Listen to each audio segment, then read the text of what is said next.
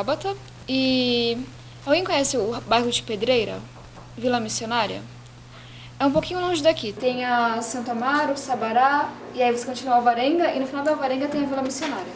Bem, sempre morei lá, e quando eu estava em 2005, 2006, quinta e sexta série, eu estudava no Exaltino de Melo, que é uma escola estadual lá da Sabará. Era mais ou menos perto da minha casa. Bem, quem estuda em escola pública sabe. É um pouco estranho isso, mas a ideia de entrar na USP é algo que existe, mas não é algo tão palpável. É como se na minha família apenas um tio entrou na USP. Então eu sabia que era uma possibilidade, eu sabia que algumas pessoas faziam isso, mas não era pra mim nenhuma obrigação, muito menos algo possível. Era ok, isso existe, mas é pra outras pessoas, não pra mim. Não é que eu achava que aquilo não era pra mim, digamos que eu não pensava naquilo, porque ninguém me havia dito, pense sobre isso. Tudo bem, estava na quinta série e o governo brasileiro criou uma Olimpíada chamada Olimpíada Brasileira de Matemática das Escolas Públicas. O que era isso? Entregaram uma prova pra gente, eu não fazia a menor ideia do que era e falaram, resolva essa prova. Era interessante, porque geralmente a prova é, você decora uma coisa, vai lá e faz. Aquela prova não, você tinha que pensar um pouquinho, usar bem pouca matéria em si, bem pouca coisa decorada e resolver aquela prova mesmo. Mais com seu pensamento, raciocínio, coisas do tipo. Então eu fui lá, participei da prova e recebi uma medalha de prata. E na época falaram, tudo bem, você ganhou um curso de iniciação científica. Mas eu não fazia a menor ideia do que era isso, então eu pensei, vamos ensinar sobre computadores, porque eu não tinha um na época, então pra mim era a ciência em si, ou então vou falar sobre dinossauros, escavações. Eu realmente não sabia o que era aquele curso. Em São Paulo, na capital, quem ganha medalha na UBMEP, que é essa Olimpíada, faz esse curso no Colégio Etapa, que fica aqui pertinho no final da Paulista. Fui eu pra Etapa, que era super longe da minha casa, 1h30, 2 horas de ônibus, fazer esse curso aos sábados. Minha mãe odiava a ideia, só que meu pai gostava muito e falou, não, eu levo ela.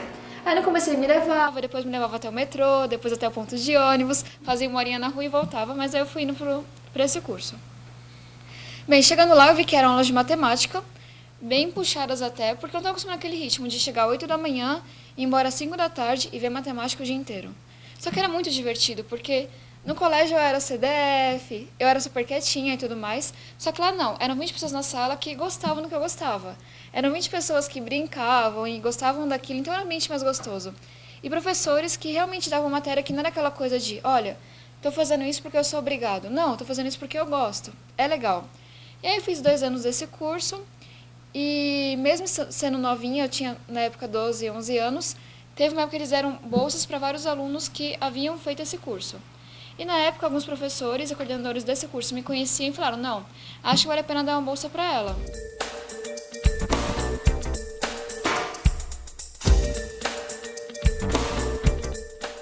Me ligaram na quarta-feira à noite e falaram, você quer entrar aqui no Etapa amanhã, quinta-feira?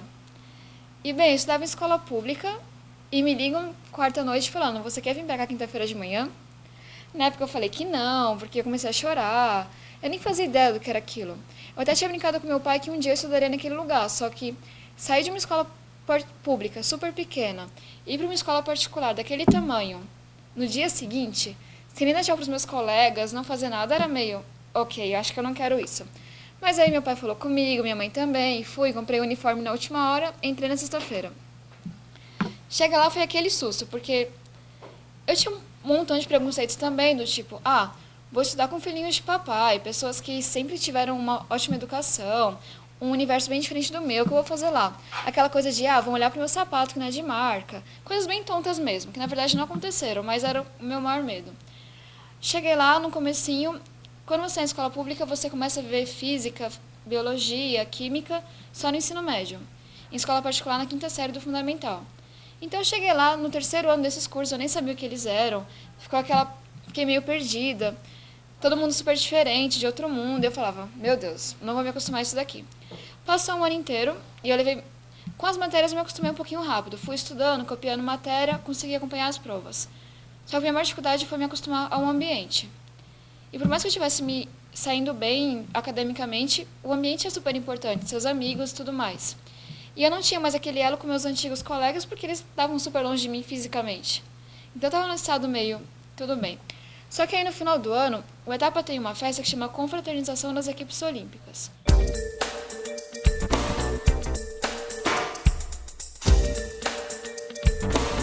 O que é isso? tem Olimpíadas brasileiras, nacionais e até paulistas de física, robótica, linguística, matemática, competições de todo tipo. Bem, como eu havia entrado no etapa pela bolsa da UBMEP, me convidaram para essa festa, só que eu não tinha ganhado nenhuma medalha pela etapa, porque eu não tinha feito nenhuma prova. Eu entrei no colégio, participei das atividades normais, mas não me interessei por nenhuma atividade extracurricular. É como, a possibilidade existia? Sim, só que eu estava tão assustada que eu falei, não, já é suficiente, estou aqui, estou melhor do que eu estava antes, não tenho por que fazer mais. Então eu não fiz o que era além do que o etapa oferecia. E aí chegou no final do ano e deram uma camiseta para todo mundo que havia recebido uma medalha. E não me deram porque eu não tinha feito nenhuma Olimpíada. E foi aquela coisa de, ok, talvez eu não fiz, não era pra fazer só o que era a minha obrigação. É legal tirar um 10 numa prova, tirar um 9, me recuperar durante o ano? É, eu tirar um salto enorme, sabe? Só que eu não fiz muito além do que eu podia fazer. Então eu senti, ok, desperdicei um ano. E eu tô chorando, eu chorei, eu falei com meu pai, não, ano que vem a gente vem aqui, eu vou ganhar camiseta, eu vou ganhar um montão de medalhas e toda aquela história.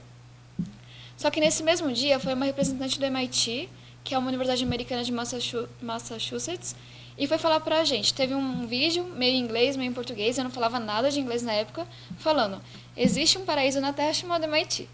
Você pode estudar lá. Então era aquela coisa. Na minha antiga escola, pra mim, existia a USP, mas não existia a Tabata na USP. Nessa nova escola, existia. Todo mundo nasceu pra estudar na USP. Era aquela coisa super louca. Todo mundo na minha sala, desde a quinta série, tinha que entrar na USP, porque se não entrasse na USP, não seria feliz. Isso é meio estranho pra mim, porque na minha casa, até hoje, você não ir pra faculdade é uma possibilidade. É como, eu sei que é importante fazer uma universidade, mas eu sempre aprendi que ser bom no que você faz é mais importante. Você estudando ou não, dê seu melhor. Agora, ir para a USP não é algo obrigatório. Nunca foi, acho que nunca vai ser na minha casa. Você tem que ir para a universidade, você tem que ir para a USP. E na etapa não, todo mundo vive para ir para a USP. Então eu estava nessa transição de, ok, a USP existe e eu tenho que ir para a USP. E vem uma pessoa e me fala, você pode estudar no MIT, você pode estudar em Harvard, você pode estudar em Columbia.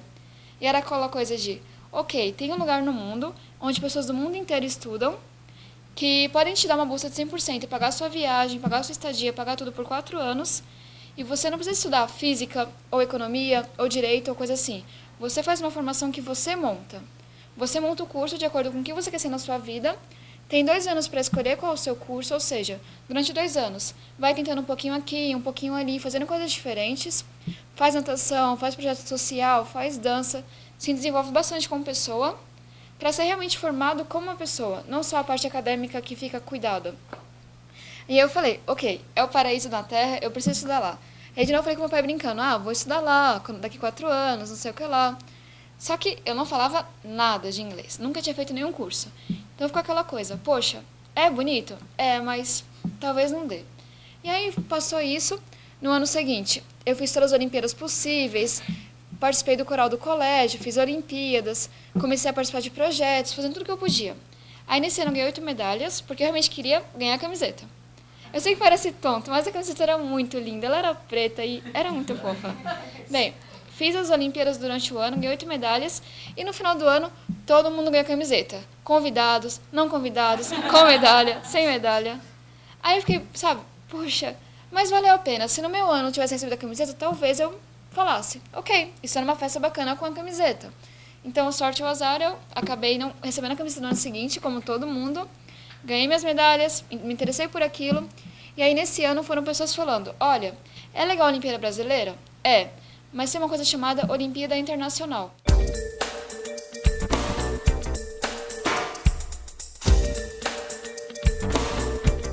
Ou seja, o Brasil manda uma equipe de 4 ou 5 pessoas para competir com pessoas de 70 países. Então não é aquela coisa mais fechada Brasil. É legal ser uma medalha de ouro no Brasil e coisas do tipo, mas ir para uma mundial é como, estou representando meu país, é muito especial. E aí, para continuar o costume, eu falei, não, então vou para uma mundial. E na época eu estava na seletiva da área de astronomia, química e física, então eu tinha a possibilidade de ir. Alguém já ouviu falar de Olimpíadas de física, robótica, linguística? Como funciona mais ou menos? A de química é mais fácil de explicar. Para entrar na Paulista, você faz uma prova de química da FUVEST, ou você faz a redação, envia para eles e eles selecionam os 40 melhores. Os 40 melhores vão lá no dia, veem experimentos, fazem uma prova teórica, Aí eles selecionam acho que 18, 15 medalhistas. Algo assim, entre 15 e 20. Esses medalhistas classificam para a brasileira. Passam uns 2, 3 meses, pessoas do Brasil inteiro vão, fazem a prova, e aí dessa vez está competindo com todo mundo do Brasil, e aí eles fazem mais uma classificação. Os melhores ganham uma medalha, ouro, prata, bronze, menção honrosa. De novo, pegam os melhores, mandam para fazer uma prova de vídeo, que seria uma prova de experimentos, e selecionam mais os 15 melhores. Aí agora é como se fosse uma nova fase do processo. Esses 15 vão para a Unicamp, treinam com professores de doutorado, vão no laboratório, fazem aulas no nível bem mais elevado do que o ensino médio e fazem, acho que, mais uma prova bem longa e sempre vai acumulando os pontos. E no final, os 4 finalistas, que têm as melhores pontuações, lembrando que os pontos são acumulados, mas com diferentes pesos, vão para a Mundial. Deu para entender mais ou menos? Bem, quando eu estava isso foi em 2010 eu fui para a Mundial de Astronomia, que foi na China. E eu nunca tinha saído do Brasil, então foi como? Ok, estou indo para a China. Foi bem bacana. E o governo brasileiro paga tudo, passagem, aí a Olimpíada paga a estadia. E foi bem incrível. Eu não falava inglês ainda, então foi... Eu aproveitei, mas não tanto, porque eu conheci pessoas da Romênia, da China... O que mais tinha? Tinha pessoal da Rússia, tinha de vários países, mas sem falar inglês era um pouco complicado. Então fui com o meu inglês mais ou menos, o pessoal traduzindo... Já passei por muita vergonha por causa disso, mas tudo bem. E fui para a China, conhecer um país, competir, e aí o Brasil tem um resultado mais ou menos bom, porque os melhores nas Olimpíadas geralmente são Rússia, China e Estados Unidos. Só que o Brasil, comparado à América Latina como um todo, é de longe mais forte. Então, quando tem uma Olimpíada Ibero-Americana ou Latino-Americana, o Brasil com certeza é o primeiro. De vez em quando a Argentina ganha, mas a gente ignora esse fato. Mas o Brasil de longe é o melhor da América Latina. Só que no nível internacional, a gente não compete com Estados Unidos, Rússia ou China ainda. Bem, nesse ano que eu fui, eu recebi uma medalha de bronze, o que é um bom resultado. E no ano seguinte eu fui para o Mundial de Química, que foi na Turquia. Recebi medalha de bronze também. E para a de astronomia, que foi na Polônia, e recebi uma menção honrosa. Então, são resultados bons? No âmbito da América Latina, são muito bons, mas ainda não são comparáveis a países europeus ou a América como um si. Bem, tá, aí por que eu tô falando de tudo isso? Tava lá eu, participei das Olimpíadas Mundiais, queria muitos anos no exterior, só que não falava inglês. E tinha outros problemas.